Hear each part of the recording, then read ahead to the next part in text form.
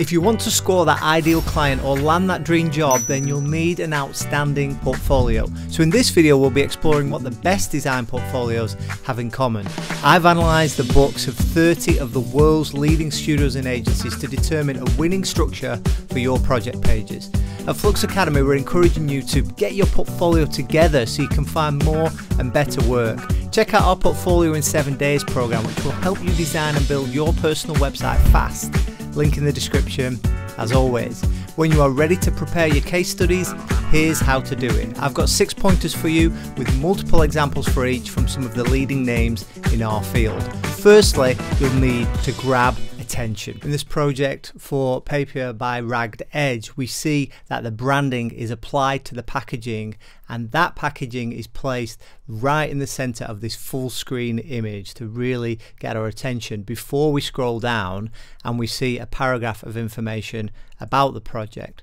Similarly here with Koto's project for WhatsApp, if I go back to the top of the page, we have this full screen video and it's just animating in and out this one layout, but again it's full screen, it's nice and contrasted, and the animation is another thing that grabs our attention. It makes us want to scroll down, and again a couple of paragraphs about what the project is and then lots of animated images all the way through to keep our attention. And for some of these projects, I'm just going to scroll through a little bit because I want you just to see some of the similarities between these different project pages for lots of different studios and how these points that I'm making are reflected throughout these different sites. Let's see one more here for this first chapter. Nomad Studio, and this is for Star being added to the Disney Plus streaming service, and again grabbing attention with a full screen video. Now they've got the benefit here of having all these movie stars and TV show clips, and that is something that is gonna stand out and grab attention, so make the most of it if you've got something recognizable that you can add. But that's what we see full screen before we scroll down, and then we have this descriptive headline, a shot of the interface, and another couple of sentences just to explain the project before we get into how the brand is rolled out in campaign, in the interface, more advertising here, outdoor, a little bit of the branding, and that is then developed as we move through the project. Number two, when you have a reader visit your page, you first need to orient the reader. And this is really important. What am I looking at? Where am I? Pentagram's website is a good example of this.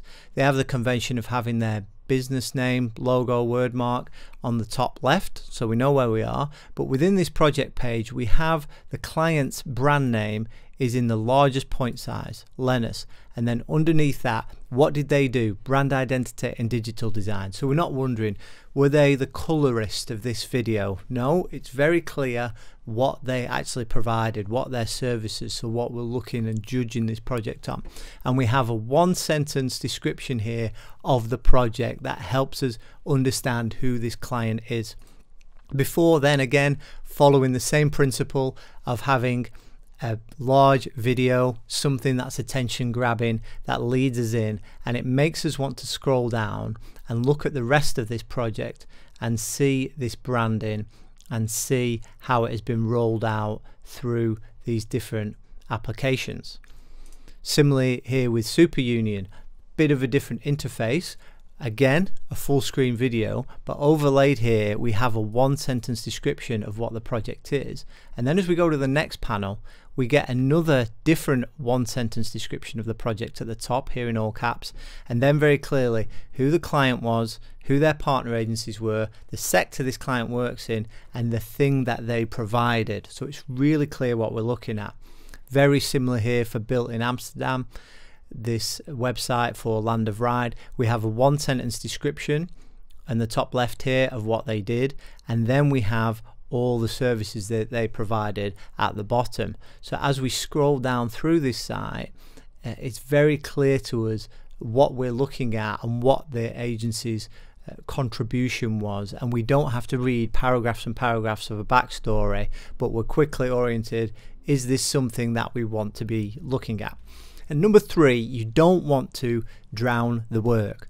Don't drown the work. And that means we want to keep our interfaces minimal. Now, there may be some exceptions to this, but what we've seen so far, like on the project pages we've just seen, and here again is on Spin Studio's site, this is maybe a ultimate minimal design. We have got this grotesque sans serif on a white background, and most of these sites, if they've not had a white background, it's been black. If it's not been white or black, it's been a neutral, it's been a solid color. The interface isn't overtaking the work. Think about when you go to an art gallery, you don't tend to see walls that are covered in murals or textures. They tend to be plain white walls and ceilings, gray floors. And that's because it's the work that is on display that is there to shine through. Now, perhaps if you're starting out, you don't have a lot of work, maybe you'll just build a personal website, and that could be your calling card, and it would have maybe more interactions, more graphical elements. But really, on a design portfolio, I want to see the work. I want that on a clean canvas. And Spin are putting all those things to use here. We had a big image at the top, then we've got the client's name and the 6 services that were provided by the studio, a 1-sentence description of what this is, an investment platform, and then we're straight into the work just on this white field. There is a little bit of a larger description here, but I'm already know what I'm looking at as I go through, and the work can be the hero. That doesn't mean you can't have fun or do something different with the interface. On Bureau Bosch's website, we can see here in the project for the football club in Venice, each part of the project is given its own panel, and then we scroll horizontally through the images that are part of each stage of the project, in this case the visual identity. But we just have the client name and the area of the project at the top, and then when we move into a new section we have another little caption in the bottom left, and that's it. That's all we're seeing.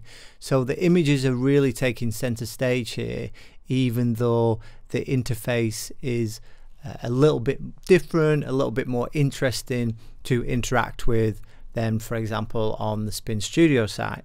Similarly here with DIA, the studio in Switzerland, who are known for their motion design, generative motion, and here everything is on one page. It's like one screen, it's all above the fold, and we actually have like 10 videos going on at the same time, and they just put the description up in the top left. We've got the client name and the credits and the year that this project was created, but everything is on one page. So the work is still not drowned. That information is just kept in its place, even in this kind of layout where everything is on one page, because really we're here to see the work. We don't need paragraphs and paragraphs in this instance with this kind of project about it. We want to see the work front and center, and this gives that immersive sense that you would feel in this project through the website by having all these videos with all different angles playing at the same time. Number 4, we want to minimize text and maximize imagery. On Colin's website we don't have any text, just a link to where all the project information is hidden. But to start with, we just are straight into the imagery, and all the way through there's no interruption of text. We again have a simple interface, black background, this grid layout, and we are looking at the work. The work is front and center, and we have to actually click to get through to the product information.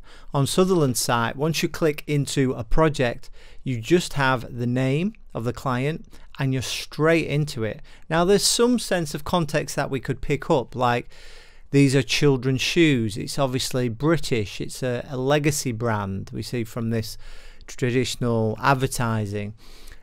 And as you move in, you would get the idea, like these are clearly children's shoes, and this is advertising that we're looking at, and branding, so, and packaging. So you don't really need a caption that says packaging It's obvious that it's a box. So let the work shine. It's not until we scroll right to the bottom that we get a sentence telling us that this is a new identity design for a 200-year-old company and the credits of who worked on it.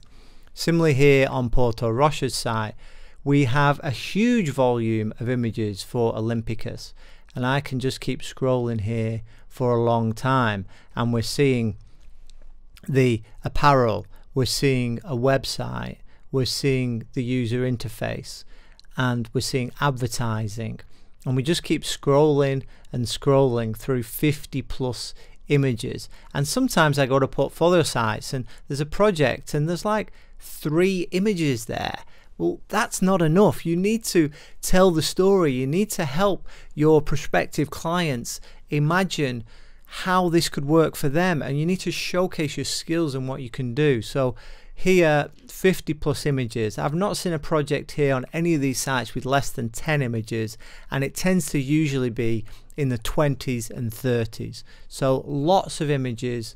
More is usually better as long as they are all good and all relevant. And it's not until we get past all these images right to the bottom that we then have the project information and the credits here. Number 5, you want to be clear about what you did. Now, I've said let's be brief, I've said let's minimize text, and we've talked about orienting the reader and giving those maybe services. So you did the web design, or you did strategy, or you did a brand identity or an advertising campaign.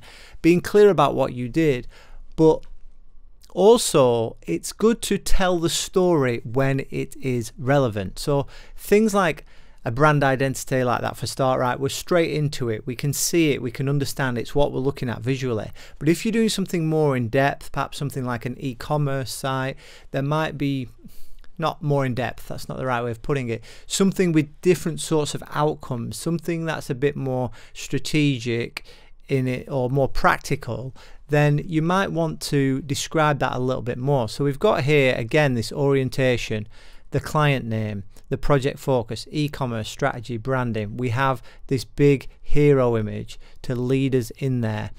But then we have information on what the challenge was and what their approach. So this, I would call it more of a case study than just a project page, because what we're seeing, there's a testimonial I think came up there, is not just imagery. Here's a testimonial, and that's another great way of saying what you did, because often the client can encapsulate a lot of that in their own words and talk about the results, and that carries a lot of weight, more weight than just you saying we did a great job. You don't need to say that. So here there's a little bit more information, and you can do that, but notice even here we're just getting this one paragraph under a headline. We're not using like 3-4 columns of text here, long strings of text, and we're still seeing an image at the same time on the page, and then we're just going to a full screen image, and it's just letting us know at the beginning of each chapter what's going on with a paragraph or two.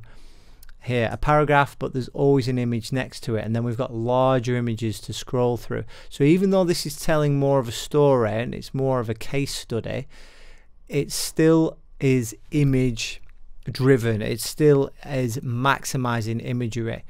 And this is true again, so this project for Dixon Baxi on ITVX, which is ITV is one of the biggest media companies, television companies in the UK. Everybody would know it here. It would be as well known as NBC or HBO in the United States.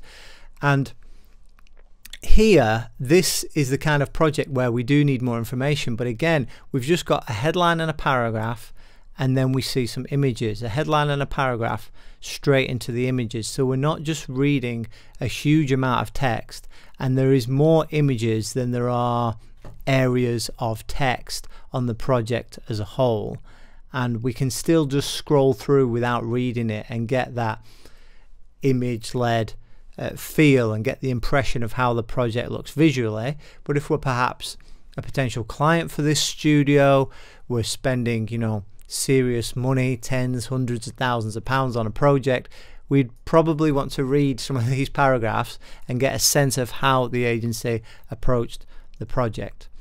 And finally, number 6, you want to curate every image. Every single image. Don't leave anything there that you're not proud of and you don't want to stand behind.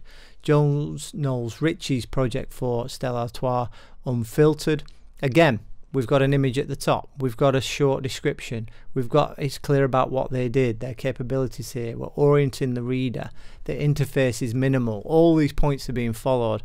But we have this brand film here, and every single shot, you can see the production design that has gone into it. You can see with these photographs here that there is a clear art direction. We're going for this very shallow depth of field, but the parts that are in focus it's well lit. The color grade is consistent across the different images. These are all art directed nicely. The shadows here, the glass with the foam just coming out of the top, all these things, the beads on the glass, all these things are very deliberate and they're consistent throughout, and there's a clear art direction to really show off this work in the best light. This mock-up here that's on the back of this, or photograph that's on this t-shirt, but this sort of lock-up logo here, if they would have just shown that in black type on a white background, it wouldn't have the appeal that this photography does. Similarly with Made Thoughts project for Stella by Stella McCartney, this skincare brand, and again we're oriented. We've got a well-known name here. It's telling us that it's a skincare brand, sustainable principles, so we get a feel about what this is about straight away. We've got a minimal interface, we've got a hero image, it's a video, we've got a little bit of the context, but every single image here is art directed. Now if you look at this packaging, it's incredibly minimal, isn't it? We have got just a sans serif font and there's nothing else, no other adornments. It's just type in white, that's it. But because this photograph is beautifully shot, they've chosen to place it in nature. They've made it consistent with the brand. Every single shot here, it's on the background of a tree bark. Even these shots, there is a sense of perspective, there's a focal point, there's a good composition. So every single image here, we're seeing the top of these bottles. Every single image is deliberately art directed and it's showing it off. If we were to just put that, you know, can you imagine their artwork file for this? It'd be so basic, and to just put that flat on the screen would not bring this to life, but the art direction of this really does. And finally, the final project I want to show you, this one from Design Studio for Eurostar, which is the train line that goes from the UK over to France, and now Belgium, Netherlands, Germany. I just know it as London to Paris. So again, all these principles are followed. We've got a minimal interface. We've got black text on a white background. We have got some short paragraphs here, not overwhelming, not taking up the whole screen, just to let us know what this is about. The client name is clear. And then we have this image we can already see above the fold, and we go here and we have this video which is like a full screen size, which shows us a lot of the project and gives us a feel of it.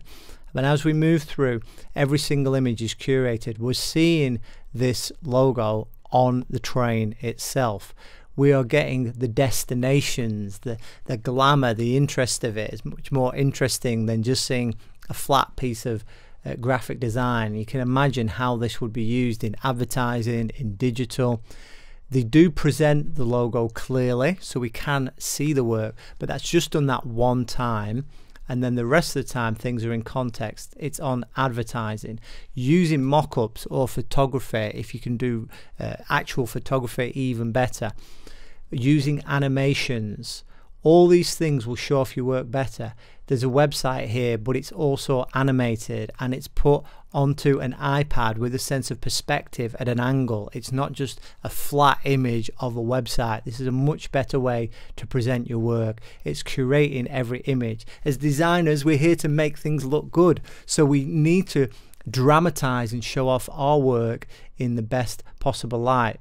This could be a light fixture, showing more digital applications here, video, again Instagram posts, but they're animated, they're moving, they're within the interface of Instagram and how they would actually look in context. So it just gives a lot more interest visually to the viewer as they're moving through, and it's really showing off this work in the best light. Augmented reality, pins, advertising, consistently moving animation, and this really helps to show off the work. So make sure you curate every single image. I know that you're interested in putting together a stellar portfolio because you're still watching. You know how crucial it is, but also that it's not always easy to build it yourself. That's why we created the Portfolio in 7 Days program, to give you the tools, support and accountability you need to make it happen. So no more procrastinating. Link in the description if we can help you, but however you do it, get that portfolio up. Best of luck, and until next time, happy designing.